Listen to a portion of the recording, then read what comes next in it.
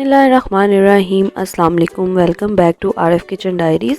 उम्मीद है कि सब लोग खैरियत से होंगे। चॉकलेट नटीज़ बनाने के लिए हमने ली है यहाँ पर चॉकलेट, कुकिंग चॉकलेट ली है मैंने 300 ग्राम, जिसको मैंने इस तरह से बारीक बारीक मैंने चॉप कर लिया है, छोटे छोटे पीसेस में काट लिया है क्योंकि इसको हमने अभी मेल्ट करना है। यहाँ पर मैंने ली है मूंगफली के दाने, जो कि मैंने लिए हैं 250 ग्राम। दाने 250 ग्राम हैं, इनको मैंने छील लिया है। साथ ही मैंने लिया है यहाँ पर 100 ग्राम अखरोट। अखरोट को आप देख सकते हैं कि मैंने छोटे छोटे पीसेस में कट कर लिया है। तो ये ऑप्शनल है, आप चाहें तो अखरोट बेशक यूज़ ना करें, इसकी जगह बादाम यूज़ कर लें। आप कोई भी ड्राई फ्रूट इसमें यूज़ कर सकते हैं, बादाम यूज़ कर लें, पिस्ता यूज़ कर लें, जो भी आपको पसंद हो आप वो इसमें यूज़ कर सकते हैं। आप चाहें तो खाली मूंगफली भी यूज़ कर सकते हैं।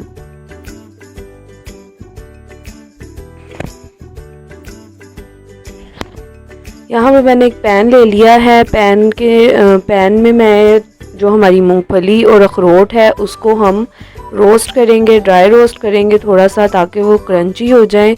और पैन के नीचे जो फ्लेम है वो आपने बिल्कुल लो फ्लेम रखनी है। तो इसमें मैं शामिल करूँगी मूंगफली और साथ ही इसमें मैं डालूँगी अखरोट।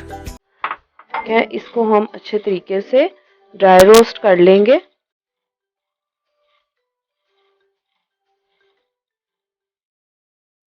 दूसरी तरफ यहाँ पर मैंने एक पैन में पानी बॉयल होने के लिए रख दिया है, क्योंकि जो चॉकलेट हमने मेल्ट करनी है वो डायरेक्ट हीट पर हम मेल्ट नहीं करेंगे, उसको डबल बॉयलर पर मेल्ट करेंगे।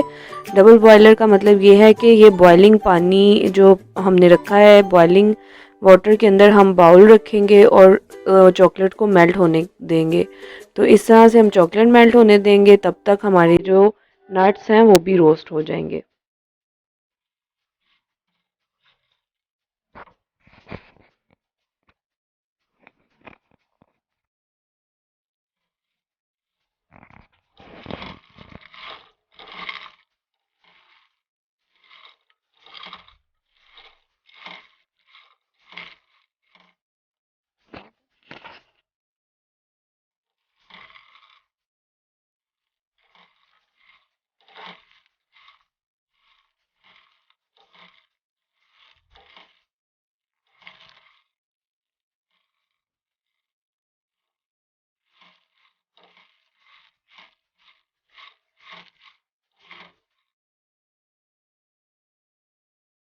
हमारे नट्स जो हैं ये तकरीबन रोस्ट हो चुके हैं। इनको हम अब निकाल लेंगे बाउल में। हमने बहुत ज़्यादा इनको रोस्ट नहीं करना, हमने सिर्फ इतना रोस्ट करना है कि ये क्रंची हो जाए, बस इन पे कलर वगैरह ना आए।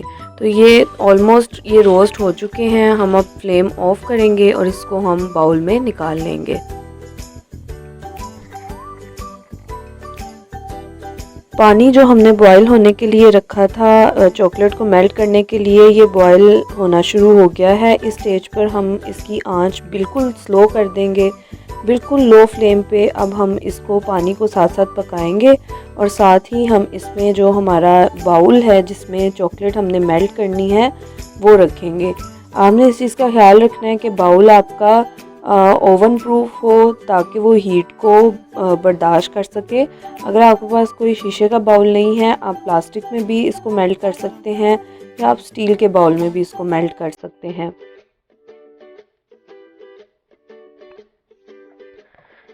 तो यहाँ आप देख सकते हैं कि ये बाउल मैंने इसमें रख दिया है। अब जैसे जैसे नीचे से पानी बॉयल होगा, इसको हीट मिलेगी और ये चॉकलेट जो है वो मेल्ट होना शुरू हो जाएगी। तो इसको हम अच्छे तरीके से मेल्ट कर लेंगे। बस आपने ख्याल ये रखना है कि फ्लेम आपने बहुत स्लो रखना है, फ्लेम को आपने ऊंचा नहीं करना। अगर आप फ्लेम ज़्यादा कर देंगे तो चॉकलेट जलने के भी चांसेस हैं।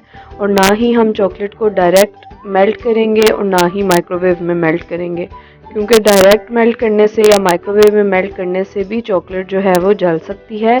इसके अंदर का जो अपना मॉइस्चर है वो सारा ड्राई हो जाएगा और ये जल जाएगी। तो इसलिए इसको हम डबल बॉयलर पर ही हमेशा मेल्ट करते हैं, तभी ये सही तरीके से मेल्ट होती है। तो इसको हम अच्छे तरीके से मेल्ट कर लेंगे। आप देख सकते हैं कि ये नीचे से मेल्ट होना शुरू हो गई है। तो इसमें हम इसी तरह से स्पैचुला चलाते जाएंगे ताकि ये इवनली इसको हर जगह पे हीट लगे और ये अच्छे तरीके से मेल्ट हो जाए। आप देख सकते हैं कि ये मेल्ट हो रही है, इसको मेल्ट होने में टाइम लगेगा, बहुत आराम आराम से ये मेल्ट होगी क्योंकि हम इसको इनडायरेक्ट हीट दे रहे हैं। तो आपने इस स्टेज पर बहुत ज़्यादा पेशेंस से काम लेना है ताकि आपकी चॉकलेट जो है वो ख़राब ना हो और ये अच्छे तरीके से मेल्ट होकर एक स्मूथ पेस्ट बन जाए। तो इसलिए हम इसको आराम से मेल्ट होने देंगे। बहुत ज़्यादा जल्दियों में हम इसको मेल्ट नहीं करेंगे और ना ही हम फ्लेम हाई करके इसको मेल्ट करेंगे।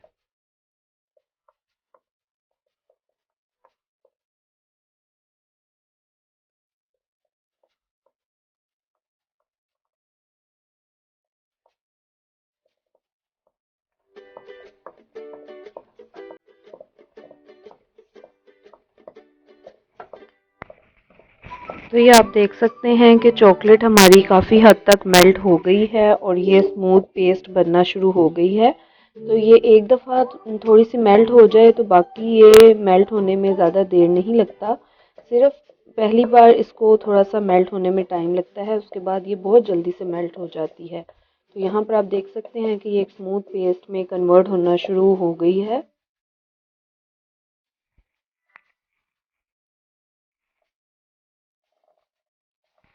तो यहाँ पर आप देख सकते हैं कि चॉकलेट हमारी मेल्ट हो चुकी है। अब इस स्टेज पर हम इसमें ऐड करेंगे बटर। मक्खन हम इसमें ऐड कर रहे हैं, तकरीबन 3 टेबलस्पून इसमें हम मक्खन ऐड करेंगे।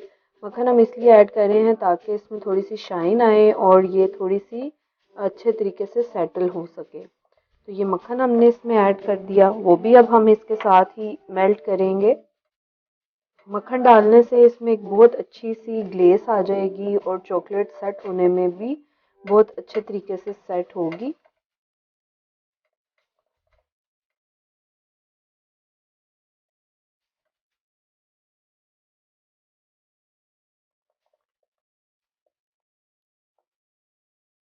जब आप देख सकते हैं कि ये चॉकलेट और बटर अच्छे तरीके से मेल्ट हो गया है और ये काफ़ी थिक मिक्सचर है।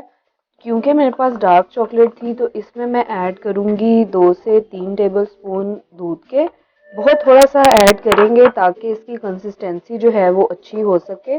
अगर आपके पास मिल्क चॉकलेट हो तो आपको दूध डालने की ज़रूरत नहीं है। तो क्योंकि मेरे पास बिल्कुल डार्क चॉकलेट थी इसलिए मैंने इसमें मिल्क ऐड किया है ताकि इसकी कंसिस्टेंसी जो है वो अच्छी हो जाए।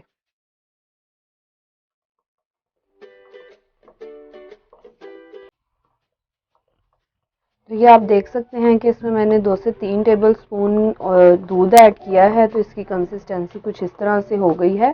तो हमें बस इतनी ही कंसिस्टेंसी चाहिए। अगर आपके पास मिल्क चॉकलेट है तो आपको दूध डालने की ज़रूरत नहीं है, वो मेल्ट करके इतनी ही कंसिस्टेंसी में बनेगी। और क्योंकि ये मेरे पास डार्क चॉकलेट थी, बिल्कुल ये डार्क डार्क प्योर चॉकलेट थी, इसलिए इसमें मैंने दूध शामिल किया है। तो अब ये हमारी चॉकलेट मेल्ट हो चुकी है। अब हम इसमें ऐड करेंगे हमारे नट्स। ये हमारी चॉकलेट जो है वो मेल्ट हो चुकी है। अब हम इसमें ऐड करेंगे हमारे नट्स। थोड़े थोड़े करके ऐड करूँगी, सारे एकदम से ऐड नहीं करेंगे। हम देखेंगे कि जितने इसमें नट्स आएंगे उसके अकॉर्डिंग ही हम ऐड करेंगे।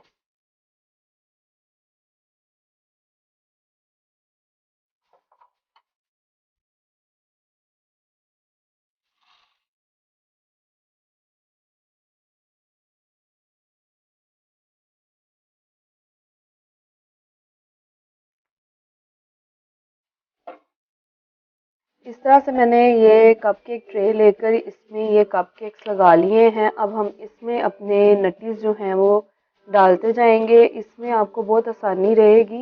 एक एक कप में एक एक नट्टी जो है वो बन के तैयार हो जाएगी, आपको सेपरेटली नहीं बनानी पड़ेगी। तो इस तरह से हम अपना मिक्सचर जो है वो स्पून में लेंगे। ज़्यादा सा मिक्सचर हम लेंगे स्पून में और इस तरह से कपकेक में हम इसको सेट कर देंगे।